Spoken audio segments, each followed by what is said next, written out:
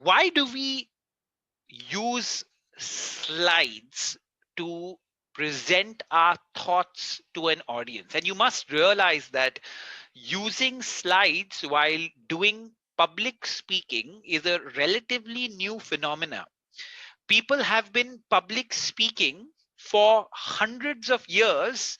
Even when we were tribal people, even when we were hunters, farmers, at that point of time, a lot of public speaking would happen. But public speaking with slides is what presentation skills is about, in a way, right? And that's a fairly recent phenomena. And what are those slides supposed to do? They're supposed to do two things primarily. Number one, it is supposed to help the speaker organize and structure his thoughts well before he comes to present to an audience. So the minute you need to put something in a presentation, you need to put your thoughts across, right? And when you're putting and you're trying to structure your thoughts across, you also happen to give that subject some deep thought when you have to make a presentation. And that's why your bosses, super bosses, more often than not, when they ask you to make a presentation on this subject, and we often get irritated saying that, why is he asking me to make a presentation on it? Because through the process of making a presentation on something, you often end up studying it, understanding that subject better, structuring your thought better. You have the ability to explain it better after that. That's the reason why they ask you to make a presentation on it, right? So coming back, the purpose of kind of slides is, like I said, number one, it's for the speaker, where before coming to make that presentation, he ends up studying the subject, understanding the subject, and kind of putting his thoughts down, which gives him a deeper understanding. It also helps the speaker when he's making the presentation, because he doesn't need to remember or by heart everything. He has it on a slide and he can look at that slide and kind of explain it to the audience, right? So that's the way having a slide helps the speaker, right, to prepare, and also it gives him a cue on what to talk about.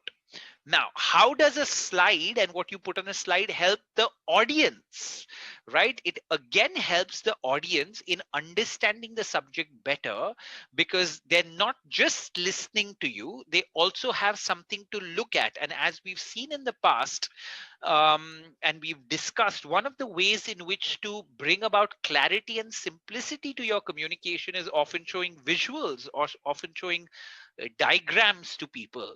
And in a lot of cases, people as an audience, they absorb more. There are certain audiences that absorb more when they listen to stuff, and there are certain audiences that absorb more when they actually read something, right? So when you have a slide and you have some information on them, lots of audiences will just read that and they'll grasp the main point of what you're trying to say, and then also listen to you, right? um, when it comes to that. So the slides in a presentation help both the presenter and they help the audience as well, as long as those slides are well done. Otherwise, that same slide can become a villain for both the speaker and the audience. And it becomes a villain largely when you don't end up structuring your thought well. And number two, when you end up cluttering your slide a lot, and not putting the information across in the right way, right? Now, again, you need to remember the reason why you can't have too much of information on one slide is simple, and the reason is that your audience cannot listen and read at the same time. They can either listen or read to you, which brings me to another point. If you ever are compelled to have lots of data on your slide, ensure that you pause what you're saying for 30 seconds. First, absorb the information which is on the slide, and then I will give you my insight on this, right? So let there be 30 seconds of silence while you're presenting. Let the audience absorb the slide totally of what you're trying to say. If it's 15 seconds, give them that, because the minute you keep quiet and you ask the audience to look at it, your audience will totally pay attention to the slide and absorb that information, and then you can give your point of view, right? Don't just keep talking if you have a lot of data on your slide. That's a wrong thing to do.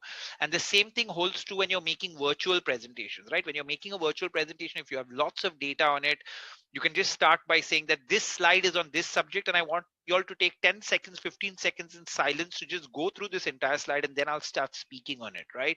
So then the audience will kind of read all the data, look at it, and then you can kind of go through it, right? So that's a technique, because your audience can't listen and read at the same time. Good presentations primarily focus on the presenter. The slides reinforce the content visually rather than create distractions, allowing the audience to comfortably focus on sport. Like I said, your slides can be a villain to you if you don't use it well. It can confuse both you and your audience, and slides should serve as visual aids to reinforce the presenter's message, right? That's what you want to do through them.